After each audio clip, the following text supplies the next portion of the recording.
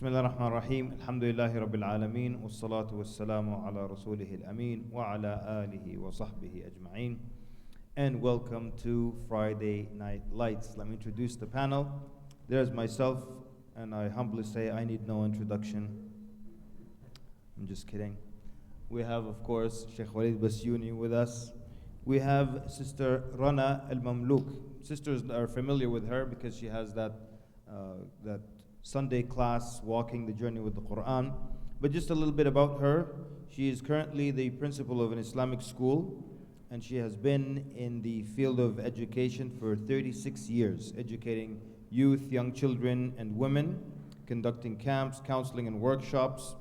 And she has an educational background in Sharia and business and organizational management. To my right is Dr. Abdul Hakim Muhammad. He's one of those people that you have to basically summarize his resume, right?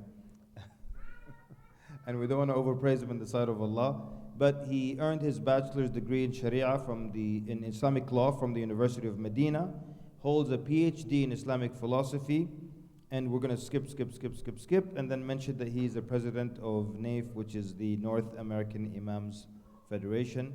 Welcome to everybody. Welcome Dr. Abdul Hakim, welcome Sister Rana Al-Mamlouk, and welcome Sheikh Walid Basyuni. I miss you guys. Oh, sure. It's like nobody missed me.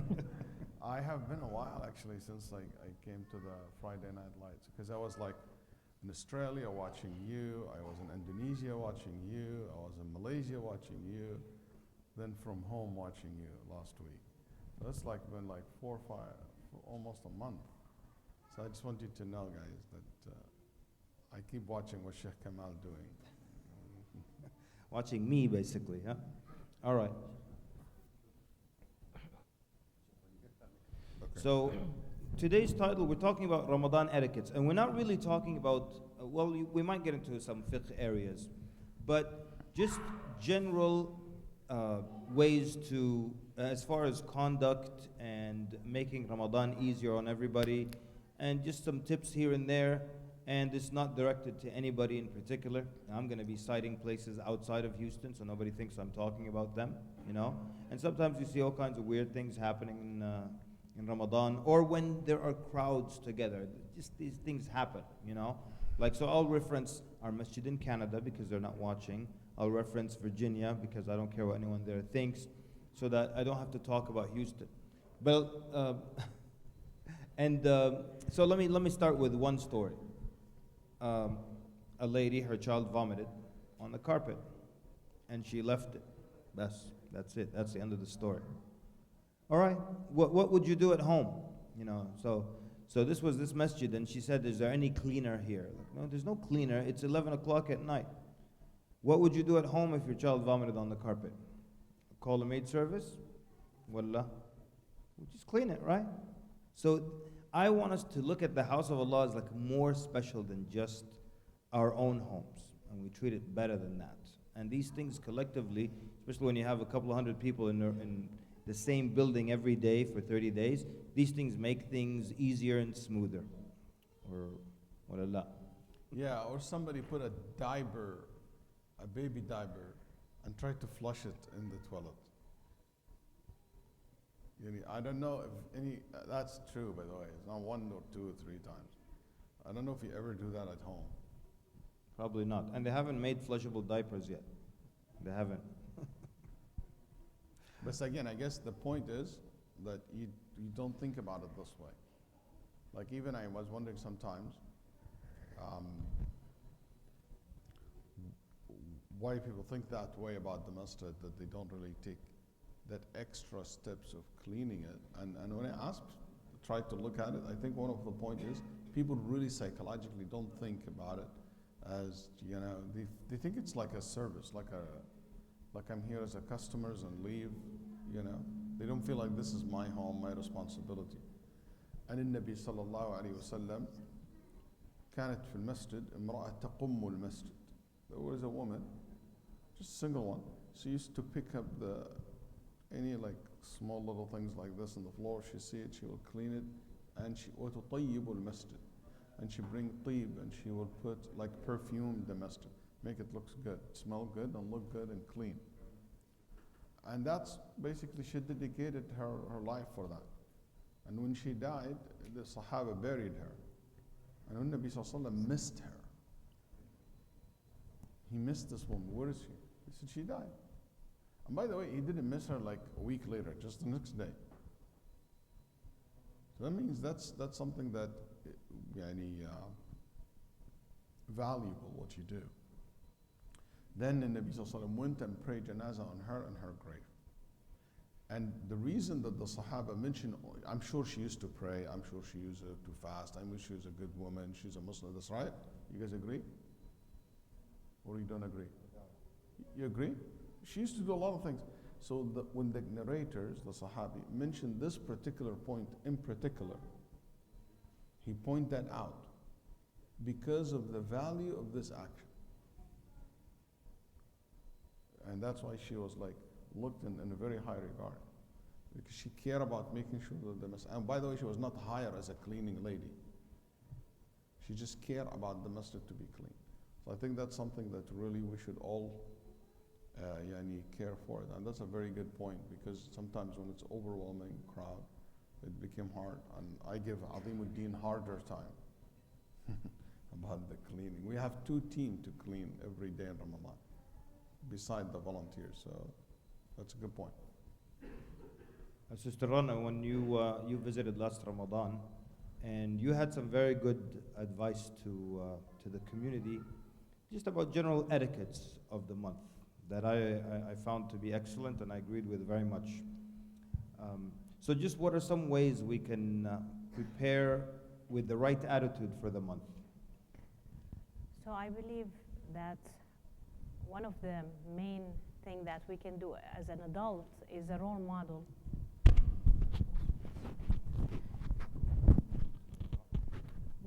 You can hear me now? Yeah, put it a little bit down. Yeah. No, this way will make. Yeah, just down. Just Okay. clip it a little bit.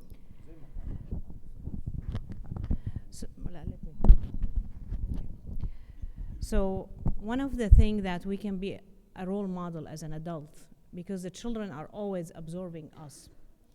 And I think, subhanAllah, imatatul adha an tariq, that if you remove anything from the way is sadaqah. And we know that especially during the month of Ramadan, we want to multiply our good deeds. So we should not, even if we didn't do it, it's just like sometimes you ask little kids, remove this, well, I didn't do it. We don't want to have this attitude as an adult. We should all, whenever we feel that this is my home, I don't want to see this, I need to remove it. So I think we should help one another by doing this. Being the good example is very important, because children see us, whatever they see we do, they will do. And stripping the soul of Ramadan can be just by unleashing the children and let them do whatever they want in the masjid. So I think one of the things is, yes, we want to bring them to the masjid and we want them to feel welcome in the masjid, but at the same time we have to have control and discipline for them. We have to teach them what the etiquette of the masjid before they come, and when they come here what they're supposed to do, and also being the role model for them. All right. Dr. Abdul Hakim, look, we've got, this happens a lot. Kids fight. It's normal. If they didn't fight, I would think something was wrong. So kids fight, and nobody likes their kid, their child to be, crying or upset or hurt by another. So sometimes parents get upset. And then it ends up being a fight between 2 parents because of the children. And then next day the children make up and they're friends and they're playing in the play area, and the parents giving each other the dirty look from across the from across the room. What are good ways to deal with things like that?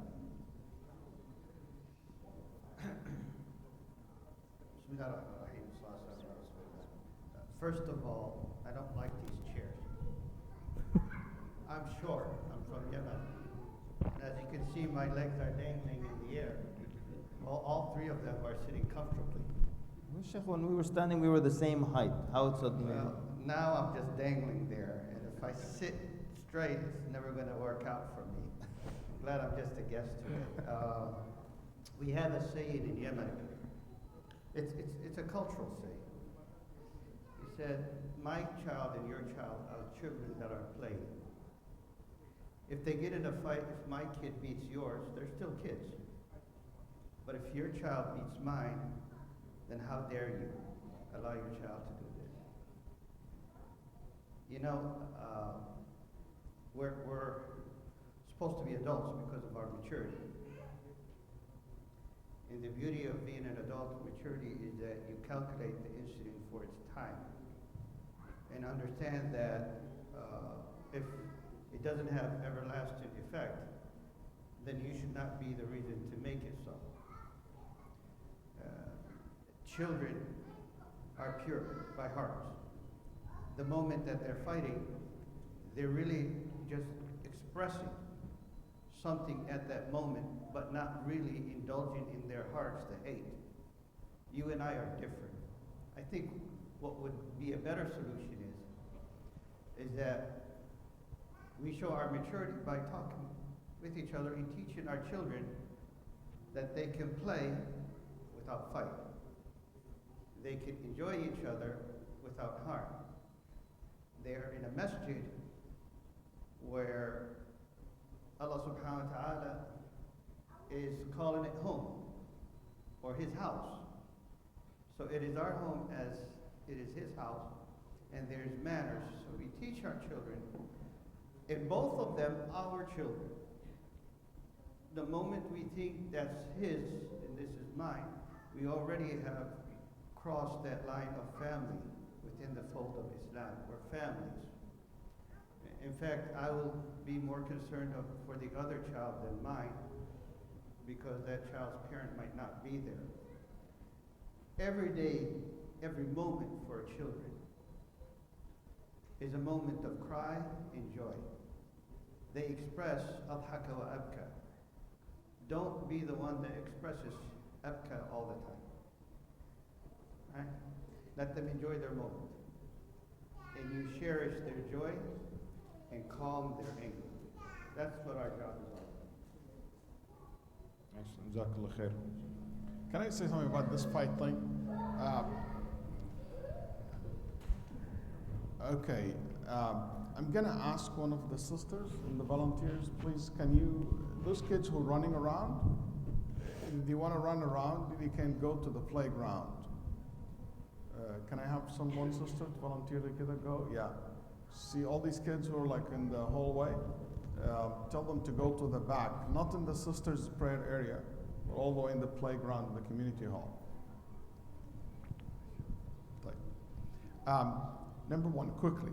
Many parents sometimes when there is a problem happen with their kids, immediately they make their kids are the wrong one. And they start blaming them and and they are the wrong. I think that's not fair. So many times my dad said, "Yani accusing me," and I'm the one who's been abused by the other kids.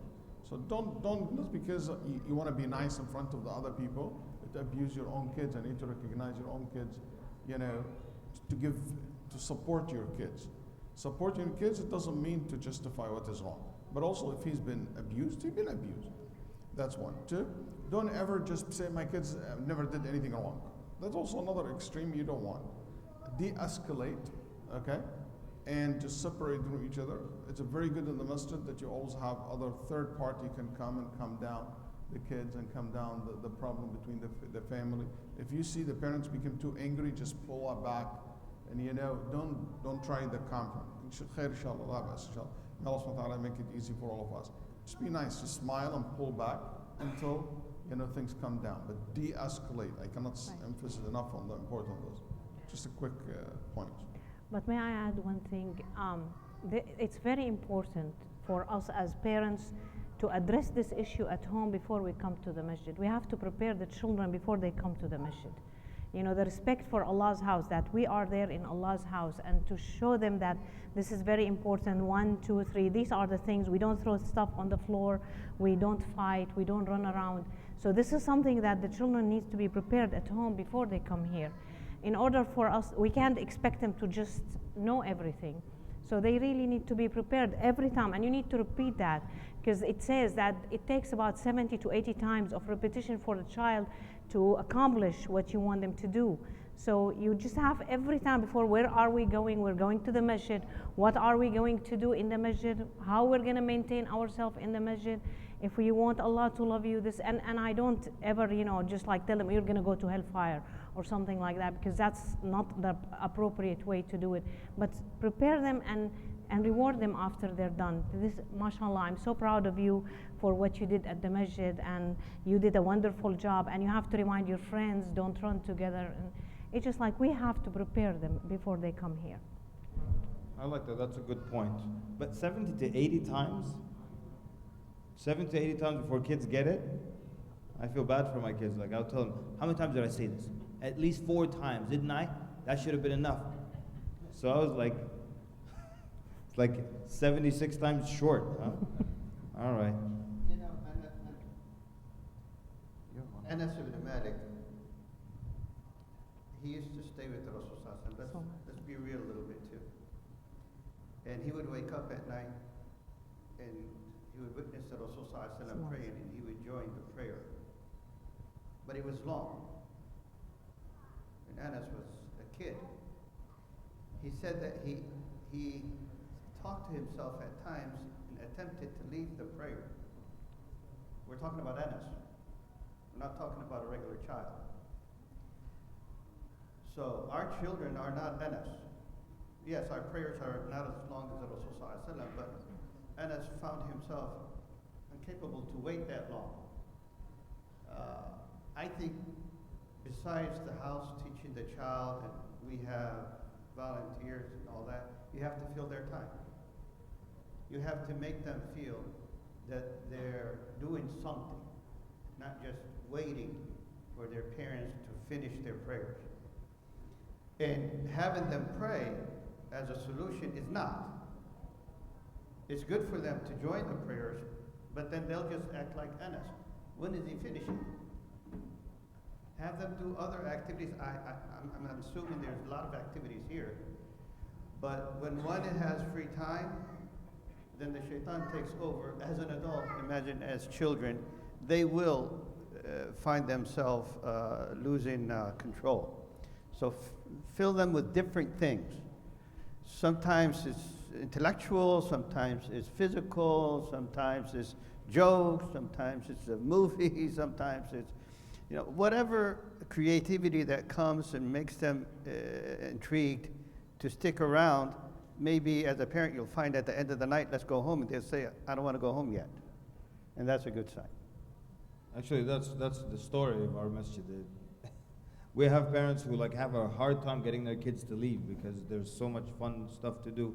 And it's such an important point. One thing I like about Sheikh Walid Basuni is that he cares very much of almost like a customer service attitude in the masjid, and that's important. And I always tell this, that when I was younger, I didn't like, there was a masjid behind our house in Sudan. I didn't like the masjid. There was a time when I didn't like it, and then later on we started to like it. Why? Because you go there, and for the most part, especially 1988 and stuff, who's in the masjid? Old guys, all right? Just a bunch of old guys, kid. And they're all retired. They have nothing to do. They're bored with their life. They fought and finished the fighting with the wife. So now they're like, khalas, let me find another fight. So they come to the masjid just to fight. Like every salah there's a fight. I don't know what they fight over. And when they're done fighting with each other, they need something to entertain themselves, So they go and look at the youth. They just come and you'll find an old man staring at you up and down, kid. And he'll find something wrong. What's this? Why are you wearing that? Why are you wearing shorts? Why? And they just made the youth miserable. So even when the two kids fight, so important that after they fight, please let them make up. Don't just let them separate from each other. But they're brothers, they're sisters. Let them make up, make peace between them, and make sure the way you correct the child doesn't make them hate the house of Allah, because that's such a big deal if they hate the house of Allah, especially in America. So even if I get really mad at a kid, whatever, I always make sure afterwards, I bring him to my office, I give him candy, I give him a toy, I tell him he's my favorite, even though he's not. But you know the idea that, I'm kidding. I'm defending the children. I'm sorry. A man came into the masjid and urinated. That's an adult. That's an adult. It wasn't a child. He did a absurd act. The Sahaba were outrageous. The Rasul Sallallahu Alaihi Wasallam ordered them to leave him be until he's done, and taught the gentleman the way he's supposed to be and why the masjid was built for the ibadah and dua. The hadith is known. That's an adult. We're never going to get our way with the children. It's minimizing the damage. But at the end of the day, we damage a child at that age, it might last him for a long time. I will mention a personal story. I'm getting, I think, personal right now, emotional. But I grew up in Detroit. Yes, during the old folks that you mentioned. And just as any other child, we were rebellious at times. So sometimes we did this just to get under the skin of the old folks. It's not necessarily we're just having fun. But the Imam at that time did something. It had its impact on me for years to come. And every Imam was that one person. Every Imam was that guy. Make sure when you remedy, that the remedy doesn't become the disease. Okay? Because when we stop munkar, it should be resulting in a ma'ruf, not even in a munkar equal to it, but in a better situation, in ma'ruf. Now imagine if the munkar becomes a greater munkar. This is their home, their house. The future of this building is dependent on those children that play around. I played around. I'm speaking today. What changed is because that scar that I had found someone else that healed it. What if I didn't find that person? So it's not acceptable that our children become out of control, but it's never acceptable that the sunnah destroys the future of a child. Good point. Okay, so you know something we always say that and sometimes we say, you know, people are very wasteful, right? And I think we all need to really work on wastefulness, just by the fact that we live in America. There's just a default level of wastefulness that just comes with the territory. And a lot of people see themselves as frugal and not wasteful, but most people are extremely wasteful.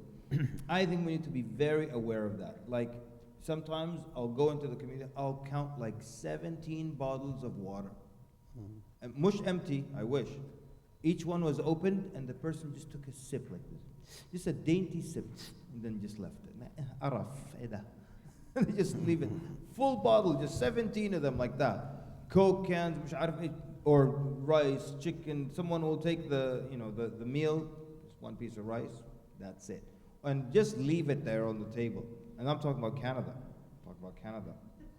Okay? So what are ways, how can we not be as wasteful? And I don't know, are people wasteful in their homes? Or is it that I didn't pay for it? Or what is I don't know what the problem is. What's the issue? Why is that? Share. Let's be practical. Okay, I take a sip or two from this bottle. Okay, then what happened? I leave it somewhere, go play, and come back. I don't know which one is mine. So I'm not going to take the risk by taking someone else's bottle. Outside that, like a good chunk of these bottles or drinks, 60% of them outside, are the result of this. I don't think it's intentionally meant to waste. I genuinely think there's a lot of people just, do you guys agree or not? No? Okay. There is a solution to that, though. Yeah, so you don't agree that it is partially the problem? A less percentage? Okay, I don't mind to settle. All is nice, you know. he's like trying to find excuses. This is mine, Habib. Okay, good. So I think there is a problem with this. So we need a what's the solution? Marker with names on the bottle. But I mean, kids, Every come time. on, Yeah, man. you agree? It's not practical. I'm going to carry a Well, marker. then bring your own. Everybody bring your own. Yes, Ahmed. Yes, sometimes when we have a lot of people and guests in our house, we do that. We have a permanent marker, and people would mark their bottle or their cup or whatever. Nice. So if we have one in the back in the community area on the men's side and one on the women's side, and just maybe put some reminders to everyone. You know what? Well, how about this? We applied this here. I'm going to put a marker or attached to like a rope or something like that next to the fridge where the water is. Write your name On the bottle. on the bottom. You don't get it. You don't get a bottle till your name's on it. I don't know. You know, I tried that. Mostly. I've been trying that for 3 years. In my office, I bought 4 permanent markers. I put them in a basket, and I told just the kids who frequent my office, do not take a bottle. Do not open it till you put your name on it. Didn't work. Just with like 7 kids, it didn't I work. like it. I like it. That's something we tried. All right, let's do it friends. as a challenge then. Yeah, let's See if do that'll that. work. And also, I like that. Encourage your own bottled water. You know, bring your own. I like that. That's a very good solution. And just put it in your pocket or in your purse. So make sure, like, if you have a water bottle and you didn't write your name, just keep it with you. So, I mean, we have to be mindful. No, you have to be mindful. Okay, Nice. that's the water bottle. What about the chicken? What are we gonna do about the chicken? Before the water They're bottle, let's afraid just that say, the food is going to be done. yeah, but the food or the bottle, let's just say I left the phone here. What are the chances that I will not know my phone? I'm going to go back to it. It's on my mind, right? Because it matters to me, correct? Well, every time you eat or drink, there's something called barakah inside that, whatever that plate or water that you have. The moment you choose it for you to eat or drink, Allah puts blessings in it, puts barakah in it. The thing is, I don't know if the barakah is my first sip or my last sip. I don't know if it's my first gulp or my last one. So if I sense my barakah is attached to finishing, it solves a lot of problems because now I want the smaller plate because I don't know if I can finish it if it's bigger, and I want the bottle to be near and close to me because maybe my blessings is missed. If I sense that all the time, I'm taking it with me. I'm not forgetting it. I love it. I love it. So don't take too big of a plate because you might, whatever you leave out is the barakah. And also you don't want to overstuff yourself.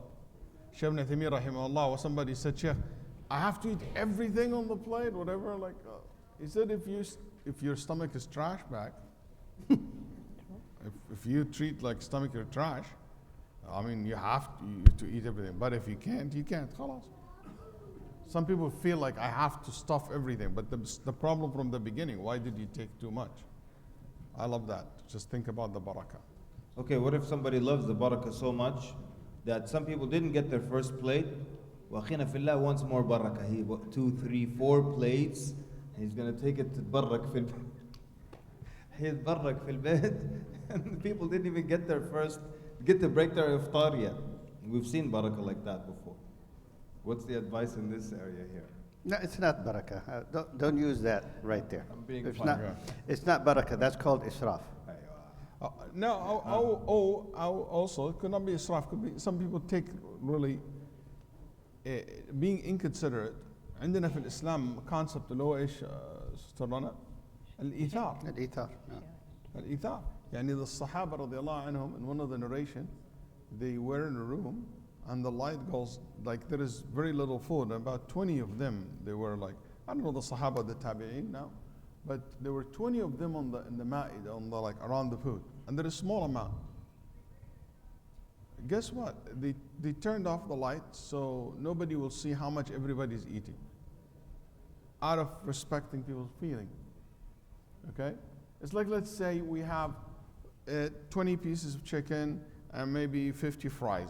Okay, then but there is about 15 people around or 20 people around this amount of food. You know you're gonna have one. If everybody take one, some of them were left without. So, do you know what those group of righteous people did when the light was turned off? They started acting as if they are eating. but they're actually not eating because they want their brother to eat and sister. So when they turn on the light on, they found the food as it is. Nobody touched it. Everybody left it for his or her brother. You know, there's a hadith Abu Hurairah radiallahu ta'ala anhu says, الشيخ ذكرني إياه الله يفتح الشيخ وشافيه ويعافيه ويرفع عنه كل هم وغم. قولوا آمين يا إخوان. قولوا آمين يا إخواتنا. There was a bowl of milk. I love this hadith. There was a bowl of milk that was brought to the Rasul sallallahu alaihi wasallam. In that setting, there was a lot of people. And Abu Hurairah was talking to himself, and he said, I wish the Rasul sallallahu alaihi wasallam does not ask me to serve. Because if he serves, he drinks last. And it's like the Rasul sallallahu alaihi wasallam read his mind. He said, Ya Aba Hir, iskilko. Get up and give them. So he started, he gave the first person, he took the bowl, he drank. And then the second, and the third, and the fourth, one after the other. And each time Abu Hurairah will peek into that bowl because he's worried that bowl will not have that milk left for him. And each time he's looking, that milk was still there. Al-barakah, barakah. Until all have drank. Then the Rasul sallallahu alaihi wasallam said to Abu Hurairah, Ya Aba Hir, ishrab. So he drank. And then he reached it to the Rasul sallallahu alaihi wasallam. Rasul sallallahu alaihi wasallam said to him, drink again. He drank. Gave it back to the Rasul sallallahu alaihi wasallam. He drank it for the third time till he said, Ya Rasulullah, wallahi, there's not enough left for my stomach to drink anymore. When you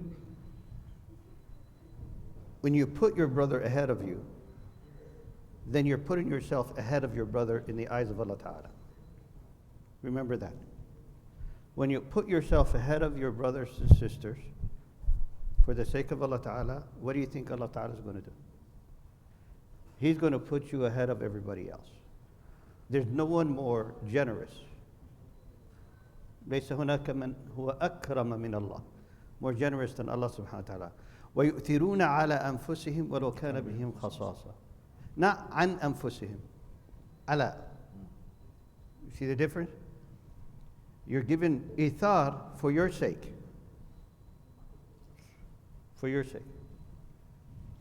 All right, that's actually a great attitude, and I'll tell you a true story. There were this brother invited people for iftar, and you know when you invite people for iftar, you're cooking from the morning, and he had the meals out and everything, and his guests started critiquing the food right in front of him. They thought they're like on the cooking channel or something. In front of the host, who was this one is a bit too salty. This one could have used more lemon. Like they're just some judge on Chopped or whatever, one of these food channels. They're just sitting there critiquing the food in front of the person. So one of the things I like is like always make sure, if it's your mom who cooked, if it's your wife, if you're at someone's house, or even at the masjid, you can always thank the chef. You know, we used to spend Ramadan in Brooklyn, and there was the same brother who used to make the food. He used to love me, because after every iftar, I would go to him and tell him how amazing the food was. And I would thank him for it and tell him what an amazing chef he was. His eyes would light up like this, and then he would come and pull me aside. Today I made something special for you, That's what you get, that's the benefit, you know? But thank you, whoever it is. You know, here sometimes we know the restaurant owner would be in the building, you know, walk up to him, thank him. I think reaching over to a volunteer who packs and hands food, thanking them, and you don't like the food, thank them. I gotta tell you the story. One time, a sister was handed a box of food. When she opened it, she looked at the volunteer, she said, Wallah haram alaykum. Just take it. Hatta lo haram alaykum, just take it. Eat it later, throw it, whatever, but not like that. النبي صلى الله عليه وسلم في الترمذي ما عاب طعاما قط إن اشتهاه أكله وإن لم يشتهه تركه. He never criticized the food, صلى الله عليه وسلم. If he likes it, he eats it. If he doesn't like it, he leaves it. Simple. Guess we need to revisit our manners. Yeah. طيب. I think there is a rice pudding. Yeah, there's the rice pudding competition, so we gotta, okay, let me just, I don't want to dominate all the points here, but the parking crew, thanking them every now and then, the police officer, you know, I would love that police officers who go to Masjid, notice a difference between Masajid and wherever else they go, where they say, oh, people are thanking them and people are so nice to them and slip him a baklawa over here. You know, it's not a bribe. Slip him, thank him for their service, for whatever it is they do. I was like saying, if يعني, God forbid, if he hears gunshots, he's going to come to risk his life to save ours. And I'll tell you, we used to have one police officer, and then one day he admitted to us that people were super rude to him here in the masjid. I can't believe it. Like, we just think, we take it for granted that the Muslimin, they're going to know this is a non-Muslim and be extra nice and make him associate this good behavior with the masjid. But the parking crew, all these people, sometimes we give them a hard time. You know, make sure you always thank them for their work. And some of them are just like teenagers, sometimes they're like early 20s doing this work. And just be nice to them and thank the volunteers. Just show appreciation, things like that. And I don't mean this masjid, I mean in general, like whoever's listening also.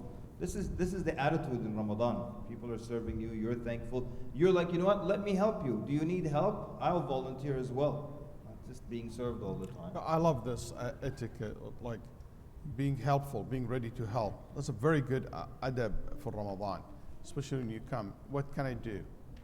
You know, instead of always why it is done this way. What can I do? How can I help? That's very good. You want to say something? Because I want to switch a gear about something else. Go ahead. Well, maybe not about this point, if, Okay, go ahead. not about the whatever point. volunteer. But one thing that during Ramadan, subhanAllah, we're all coming here to pray and to enjoy Ramadan. So it's very important that also we mind our manners when people are praying. We're not having a conversation because we want to focus on the prayer. There are, mashallah, a large space outside that people can go and talk. And many times, like, the khatira comes in the middle and we want to hear, but then immediately after Assalamu alaikum wa rahmatullahi wa barakatuh, people are talking and they start to get loud. I think this habit needs to be changed because we really need to be respectful to Allah's house and also allow others to enjoy being here and feeling the spirit of Ramadan, and we should help one another to do that. Keep that around everybody, 2 minutes, everybody, and we close it. All right, fine. Unless they have a specific point. All right. So unless someone has a specific point, we're going to do just 2 minutes. Everyone closing remarks, advice, and then we'll go to the event. Okay, so for me, some of the etiquettes that I would like to touch upon quickly, since I have 2 minutes only. Number one, when you come to the masjid, make sure that you always think about that the gates of paradise, the gates of mercy are wide open. And I want you to think about that. This is my prime goal. My prime goal is not socializing. My prime goal is not, to just eat a meal. No, it's really to enter through his gates of mercy and to earn the mercy of Allah subhanahu wa ta'ala and the rewards that is waiting for me over there. So that's the attitude that you should come up with. Come with all the time to the masjid. Number two, make sure that you make the dua when you leave your house. There is a small app, like a simple app you can put on your device, and you learn about what's the dua that you say before you're leaving the house. So also the dua is entering the masjid. All these have a great impact of the way you behave, the way you observe. One of the etiquette, try to come early to the masjid. Try to come just a few minutes early. To pray the Sunnat al-Isha and basically to be ready to pray Taraweeh and so forth. So try to come early, try to read Quran, try to listen to the Quran if you can't. I'll tell you also one of the adab and to prepare yourself from Ramadan. One of the things that I will advise you to do right now, find your favorite qari, okay? Somebody that you love to listen to the recitation, and download the whole entire mushaf in your phone. And this year, let's make at least 2 khatmas, 2 times to khatm al-Quran. One reading, okay, and the other one listening. That's another khatm al-Quran also, that you listen to the Quran. And by having this whole entire mushaf download, and you can even sometimes speed up the speed of it on YouTube, And you can listen to the whole Quran. And if you can listen to it and read from look at the Mus'haf at the same time, that's beautiful. But if you can't, at least that you listen to the whole Quran. That will have many benefits. It will correct your recitation, make you familiar with the Quran. Number one key in memorization is the familiarity. The more you're familiar with the words, with the sounds of the words, you become easy for you to memorize. So that will help you to memorize, to even improve your memorization of the Quran. So make sure that you do that and you make it one, two khatmas, listening. That's it in this Ramadan. And all these things, from now, make a lot of istighfar, a lot of, make tawbah to cleanse your heart so your heart have a space for these beautiful things to come inside it during Ramadan. And a lot of dua. Allahumma ballighna Ramadan wa barik lana fihi ya Rabbal Alameen. Thank you very much. I want to tell you, Ramadan for you is a challenge. A challenge that you can't afford to fail. In fact, you're not allowed to fail. If you fail the month of Ramadan, you are considered a loser. I know Sheikh has given you, and everybody here is trying to give you practical things to practice. I'm telling you, you fail the success of Ramadan, you are a loser. Why am I saying this? في سنن الترمذي عن أبي هريرة رضي الله تعالى عنه والحديث حسن الرسول صلى الله عليه وسلم says رغم أنف رجل ذكرت عنده فلم يصلي علي صلوا على رسول الله صلى الله عليه وسلم ورغم أنف رجل أدركه دخل عليه شهر رمضان فانسلخ عنه ولم يغفر له. A Ramadan came into him and he was exited and ended before he was forgiven. Not the forgiveness after. Actually, Ramadan ended before he was forgiven. This individual, Rasulullah considered him a loser, dragged by his nose. Whatever means you can do to make your fasting better, then do it. Then do it. Whether it is to do 2 khatms or even just carrying the Mus'haf in your hand.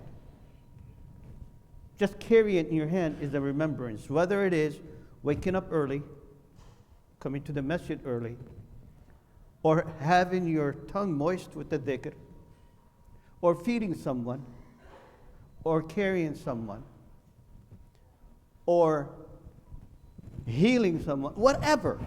Ramadan is a farm that's filled with everything that you can think of religiously except Hajj. So you can cherry pick what you like, or you can do retails, or you can do wholesale, but don't let Ramadan exit and you're still a loser, not forgiven. Because that's not an option. That's not an option. One Ramadan can be sufficient enough for you and I to go to Jannah. The hadith didn't say multiple Ramadans. Hadith said Ramadan. Make it your objective to be forgiven, and we don't have to worry about food that doesn't taste well, or kids that run around and cause noise, or security that's worried about gunshots, or anything else.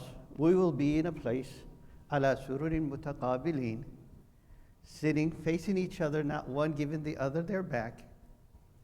And our company is the best company that have no ill feelings towards each other. And every Friday, instead of getting together to watch you guys do things from Australia or from Europe or I don't know where Sheikh Walid every week is, we will be guests while Allah Ta'ala is hosting us to a meal that He orders His angels to serve us. Wouldn't that be better if we just succeed in one Ramadan? Jazakumullah khair. Jazakallah khair, Dr. Abdul Hakim. Sister Rana, closing remarks. Well, fasting is all about patience. I mean, that's one of the virtues of fasting. So we're patient all day, not eating, not drinking. just if we can extend this patience a little bit longer when we come here, it's with one another, it's also with ourselves, to contain ourselves, to preserve our tongue, to make sure that we are not disturbing other people, and try to make it a peaceful Ramadan, inshallah, for everyone. I think that's one important thing, inshallah, that we can practice. Jazakallah Khayr. Barakallahu feekum. I'll conclude with the same point I made in the khutbah today. I was saying that people will abstain from certain things, whether they be haram or makruh, and from sun up until sundown, and then after sundown, they light up the cigarette, they're vaping, they're doing this, they're watching television, and it's not really about the day being for Allah, it's the whole month for Allah, the whole 30 days. So you keep that attitude, then inshallah it'll carry on for the rest of the year. I'd like to thank our... I would like to say we are very open for your ideas. So make sure you reach out to Sheikh Kamal, Sheikh Ibrahim, myself. Inshallah, hopefully next week I'll be more available. Sheikh Azimuddin, our administrator, for all your feedback. It's something great that we have in this community. Always kind of hear from you, listen to you guys. You know, if you want to volunteer in Ramadan, please let us know from now. So we need more volunteers during the month of Ramadan. You know, during iftar or during Taraweeh. We'll have iftar inshallah in the weekend, okay, in the first, but last 10 days we'll have iftar every night inshallah here. Salat al-Taraweeh will be as regular inshallah ta'ala. But I want to say that this is two-way communication. Masjid's not just one way. It is all of us as a community want to succeed. And I want to make sure that it's worth that 20 minutes drive, 30 minutes drive, you know, for you to come to the masjid, to pray here, to enjoy the salah with us, inshallah ta'ala. And also I would like to ask Sheikh Abdul Hakim, he's the Imam of the Muslim North American Imam Federation, the executive director of it, or CEO, I don't know what's the official title is, but he's the boss. He's the leader, actually. And really, NAIF have been resurrected and became something that I'm very proud to be part of it. And I want to tell you guys, maybe you know that or not, but your donations, your support to this masjid, made Clear Lake among the earliest organization to support NAIF and to make its commitment to support NAIF to grow. Because wherever I travel around the world and I see how the Imams are unified and there is a strength in that unity, and there is a smartness in that way, I know how important for the Imam Federation to be. Not every masjid is the same as Clear Lake Islamic Center. You know, today one Imam of a masjid was telling me, one brother, and he was giving khutbah Jum'ah in a masjid, and when they give the khutbah, everything wonderful, and about to lead the prayer, somebody in the community said, hey, you cannot lead the prayer because you're wearing clothes of the kuffar. They pulled him out from the mihrab. So not every masjid, alhamdulillah, is open mind like this, and the Imam was very, you know, not there, but you need the quality training, how to effectively do your work at the masjid. I'm going to give the Sheikh a minute just to give a little bit about what NAIF is, what they've been doing, what expected, how this will affect us as a community member. Jazakallah khair, Sheikhna. The masjid, for many people, when they talk about the masjid, they reference to the structure. But really, it's just the building. The value of it comes from what's inside the building. And the number one individual within the building that really puts the stage for everyone else is the Imam. Clear Lake is not Clear Lake because it just happens to be a masjid that had a plan. It started with an individual that had a vision. It was the Imam, Sheikh Walid. I don't want to praise him in front of him, but it was a Sheikh Walid. I can see the faces of everybody here. When he speaks, there's a smile there. And he was able to bring about what we see today. We want not just Clear Lake to be lucky. It should not be lucky. We want it to be the norm. So, the North American Imams Fellow is an organization that we established so we can serve the Imam to be better so he can serve you. And we focused because of the following. Number one, the Imam is the only person when he speaks, everybody religiously is supposed to listen. And since all of you are listening religiously, then what you hear should be worthy. So we want to make sure that the Imam, when he speaks, he's really appreciating the audience that is in front of him and gives them the best that he can have. Number two, he's the source of their faith. So we want to make sure that what he gives them is authentic and true. That the Rasul ﷺ actually allowed him to say what he's saying. He's not just giving out information to fill in gaps. Number three, there's an aura for religious people. The power of religion is always there. And we want to make sure that that power, that aura, is felt from the top where the Imam is and everyone else. And in this country in particular, it's a Christian country, they appreciate religion. We find everybody in the field talking about Islam to where the Imam doesn't talk about it outside the door of his masjid. We want to make sure that the Imam becomes part of the fabric of the society with the honor of speaking on behalf of Islam in a way that can be understood, appreciated, and followed eventually. Number four, the power of unity is something that we need to make our community stronger. And the community can never be united if the Imams are not. No matter what board members do, no matter what activists want to do, if the Imam is on the sideline, they can't bring people together. The only way for us to bring people together is to educate the Imam to be understanding what unity is, and he can be the supporter, if not at times the enforcer. The next generation that comes also, we want them to get their religion from a reliable source. Right now, the last person they ask is the Imam. Whether it is a stigma that has been attached to the Imam unfairly, or whether it is the truth of the fact is that he doesn't communicate well with the youth in the new upcoming generation. So we want to make sure that they have, Sheikh said a very beautiful thing just right now, that's what we want to know. It's a two-way communication. Well, if one side doesn't feel like they can communicate, why would they? I mean, even Allah Ta'ala with us made it two-way communication. He said, walk to me, I run to you. You know, mention me, I'll mention. The hadith is known. And then we also have Imams that are struggling, and we act as a union to help them out. Let me just give you an example. During COVID, 9 Imams passed away. Their families were left to dry. We have 22 families these days that have no source of income.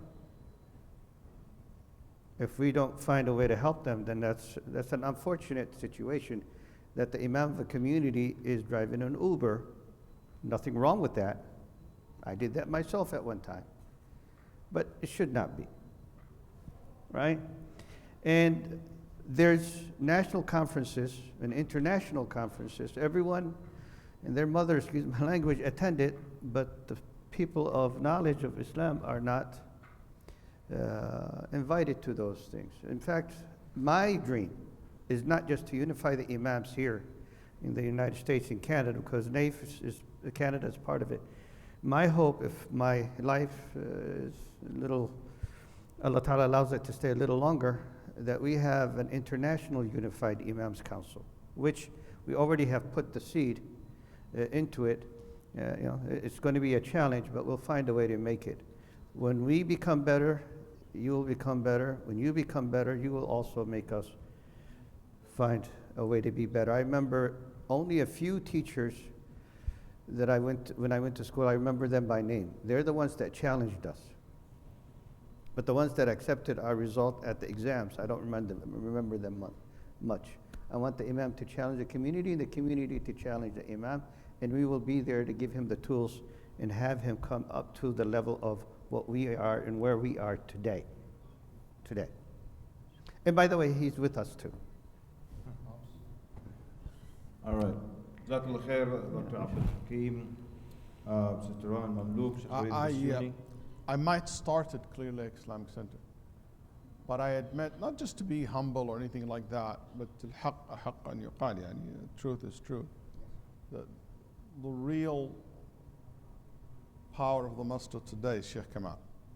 I don't deserve that credit now. I'm like in the back end, but I have to say that.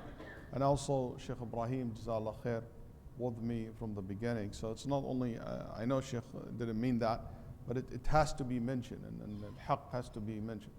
Sheikh Kamal is but nothing but a very beautiful force that joined us, and I'm looking forward for more. Looking forward for Sister Rana Mamlouk to be more involved with us as also a religious director in the masjid, and I'm looking forward for more imams to move on. We have Sheikh Ammar as well is contributing lately.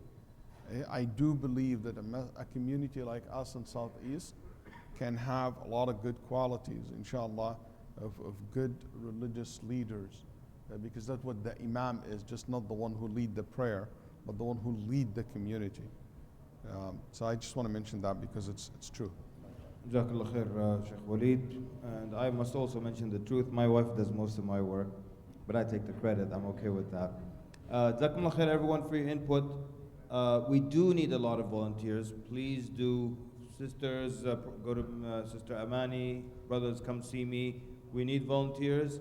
People have ideas, anything you want to do. If it's a great idea, we'll do it right away. If it's not, I'll look you in the eye, I'll pretend that I love it, and we won't do it. Jazakumullah khair, everybody. Let's go have some rice pudding. Sallallahu barak ala Muhammad. Wassalamu alaikum wa rahmatullahi wa barakatuh.